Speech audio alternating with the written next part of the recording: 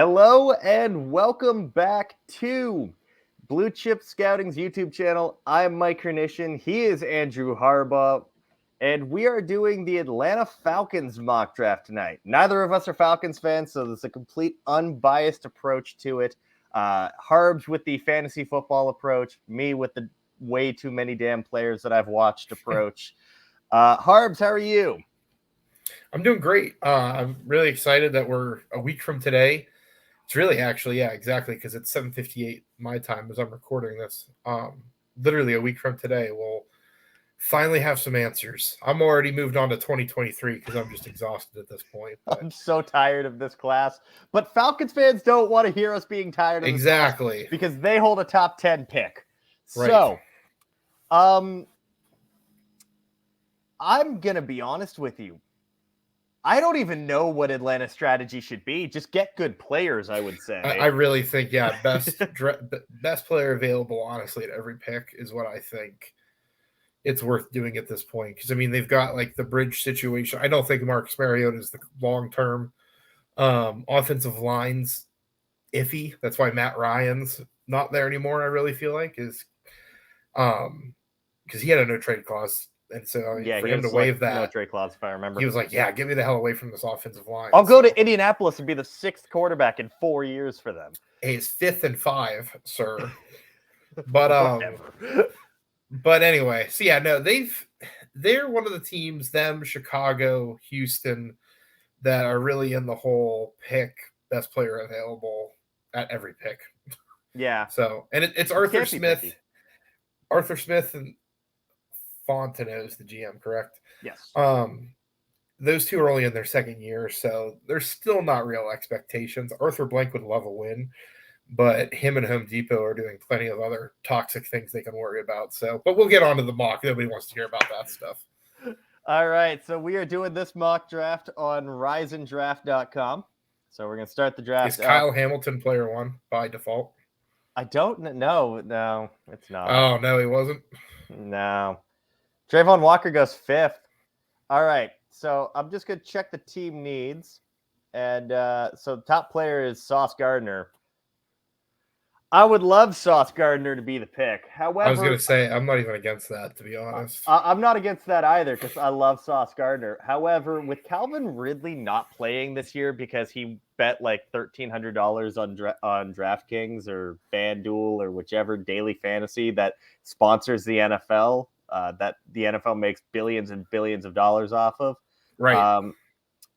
Yeah, I think they need a wide receiver because I don't know what their receiver room it looks like, but I know it's pretty sad. Their number one receiver at this point, I only know because I was doing fantasy projections, is Damiere Byrd at this point. I haven't heard that name in like 4 years. Case in point, I think Garrett Wilson should probably be the pick. Garrett Wilson's the pick. It has to be. And honestly, like, I don't think with Marcus Mariota, you're not going to obviously push the ball down the field a whole bunch.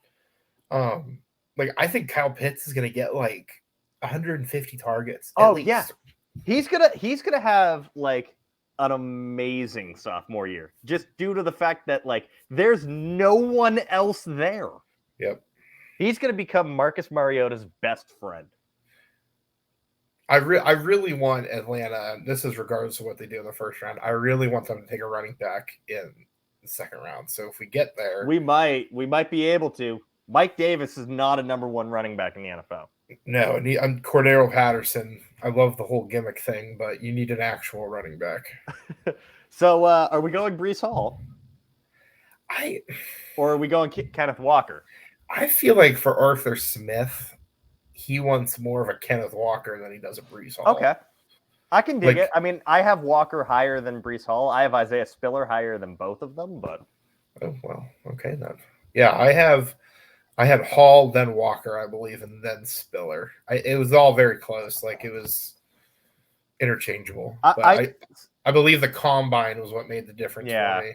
I comped Breece Hall to Joseph Adai, and I comped Isaiah Spiller to a combo of Ben Jarvis, Green Ellis, and Cadillac Williams. Man, man. Two throwbacks. Two throwbacks, plus a Joe Adai. Three comment. throwbacks. Three throwbacks. I don't go with this lazy stuff of guys that were only drafted, after 2017. Right. So I'm going to go with Kenneth Walker. I like the fit I like in Kenneth that Walker office. a lot too. Because that's the other thing too. Like Arthur Smith wants to get his offense rolling, and I'm not just saying that because I'm the fantasy guy, but like this year more than ever, like this offense needs some. Their defense is not bad. It's not good, but it's also not bad. This is an Indianapolis pick.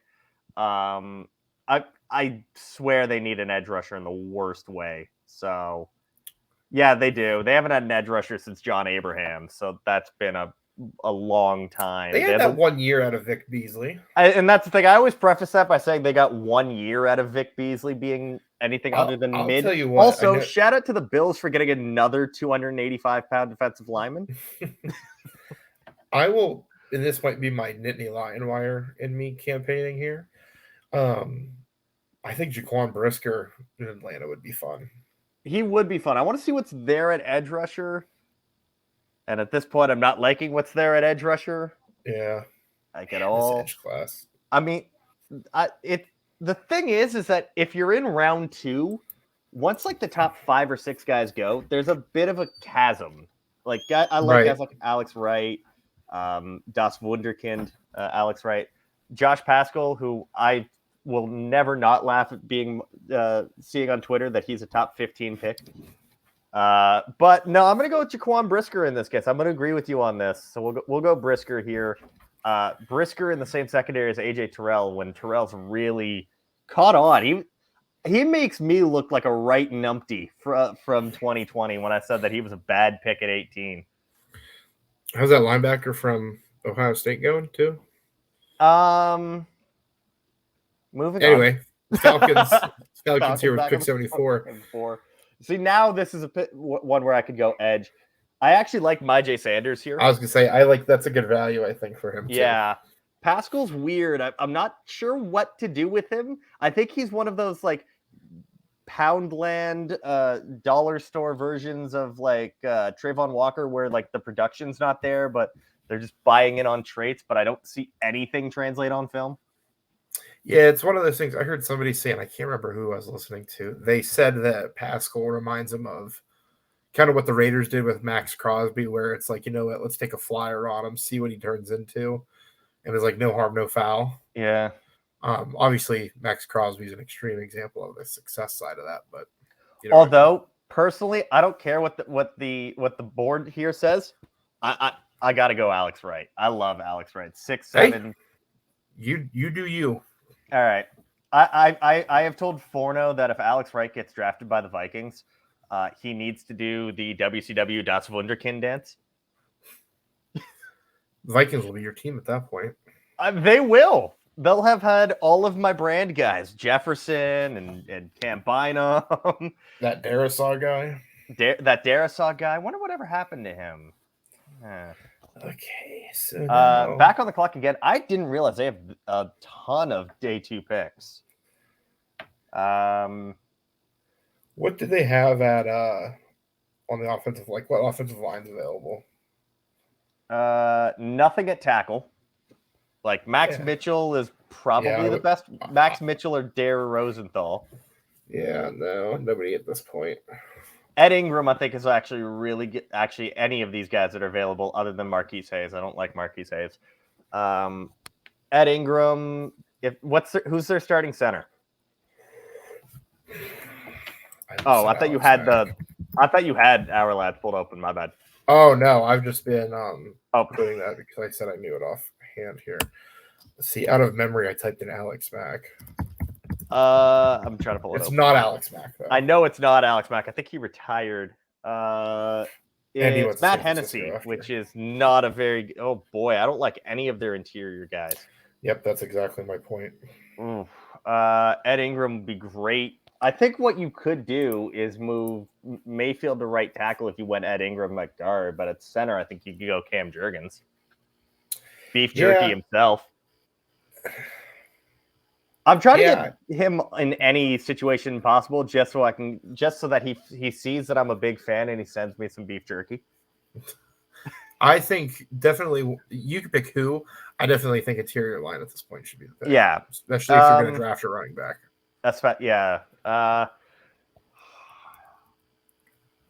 think you could get a decent enough center later in the draft. I think they desperately need to fix their guard situation. Lindstrom has been okay. Mayfield is a tackle that they forced to play guard, and he was terrible at it. Hennessy can be replaced in like the next round with Zach Tom. I think that you got to go interior, followed by more interior on the next pick. He wants to run the ball. Where I'm thinking.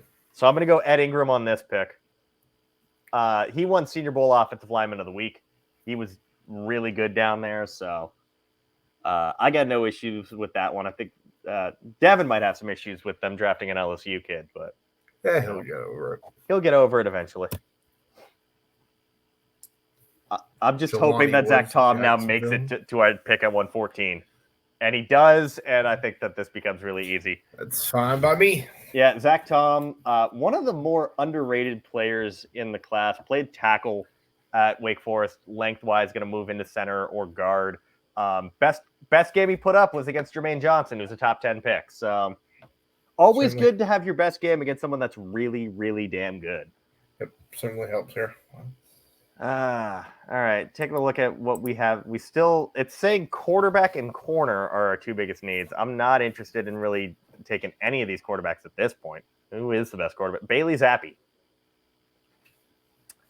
I mean, he's a complete 720 from what you have with Marcus Mariota. Yeah. I'll tell you what. What do you think? Go back to the quarterbacks for just a second. I'm going to plant the seed for something down the road. Okay. Now I know. Go ahead. Okay. To what you were saying? At corner, Josh Williams, who was one of the best corners in Mobile, despite being a Division II, Division III guy. I can't remember what division Fayetteville State's in.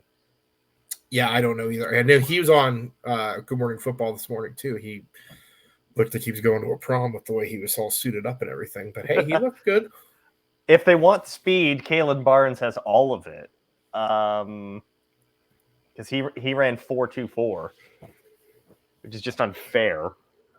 I feel like who's their defensive coordinator? Again, Dean Pease?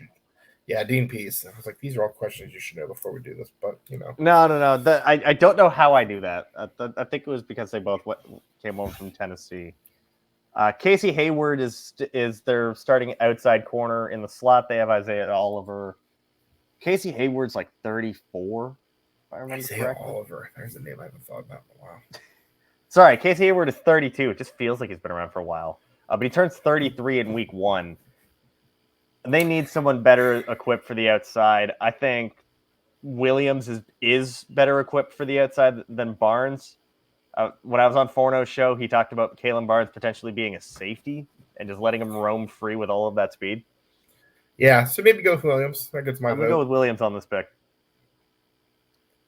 So we're not just going offense. Yeah, defense matters-ish in today's NFL. How many picks do they have left? Let me see. It's not letting me scroll for some reason. I think that was our last pick. No fluff, no nonsense, no picks left. Got it. Oh, no, sorry. We have 190 and 213. Perfect. Okay, so if it'll let me scroll down, we should be getting close to 190 now.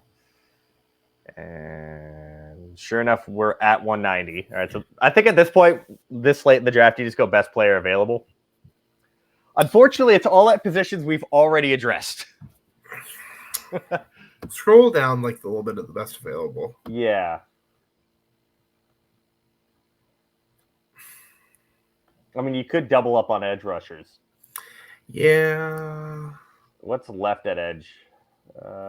Barno is odd because of just how he's built. You know what? I think that you might be able to get something with Chris Allen from Alabama. He missed all of this year with an ACL tear. I think he tore his ACL in week 1. but he was really good in 2020. Take a flyer on him. That's what it's for. Yeah, exactly. It's the 6th round. I like Jeffrey Gunter. I talked about him on Forno's show, and he's fine, but he's also like he's got a really high floor, but I'm not sure about his ceiling. He's going to be 24. Never had more than 6.5 sacks. Transferred from Coastal and back, which you never see. Go to quarterbacks. So their backup to Mariota Felipe Franks. Yeah, Felipe Franks, who I, as a Florida fan, don't endorse. That being said, someone I do endorse, and I actually like a lot, is EJ Perry. And I think EJ Perry is athletic enough, mobile enough to, if something happens with Mariota, I definitely think he could fit that same mold. Like, I don't want to say he's not as talented a passer, and I say that loosely, as Tannehill, but I'm not trying to plant the seed for the same thing to happen to Mariota again, but I think it'd be something where it would be kind of funny. It would not be too much of a fall off, I feel like. He'd be able to run a basic enough offense. That him or Jack Cohn, but Jack Cohn's so stationary and not mobile at all for what Arthur Smith likes. And it's also Jack Cohn. Hey, I like Jack Cohn too. But yeah, EJ Perry, I think, fits. I like EJ Perry for this. You know what? It's the 6th round. It's your last pick. We're going with the old Ron Wolf draft a quarterback in every draft. There you go. Which is actually not a bad idea, except Ron Wolf would hate this draft class at quarterback. Oh my gosh! Excuse me. No, it's okay. It's okay. I yawn when I think of this quarterback class too. Don't worry, dude. 20. I've watched. Here, we'll BS here for the last couple picks. I've watched Will Levis, Jaron Hall, Clayton Tune from Houston, Bryce Young, and I can't remember who the 5th one is.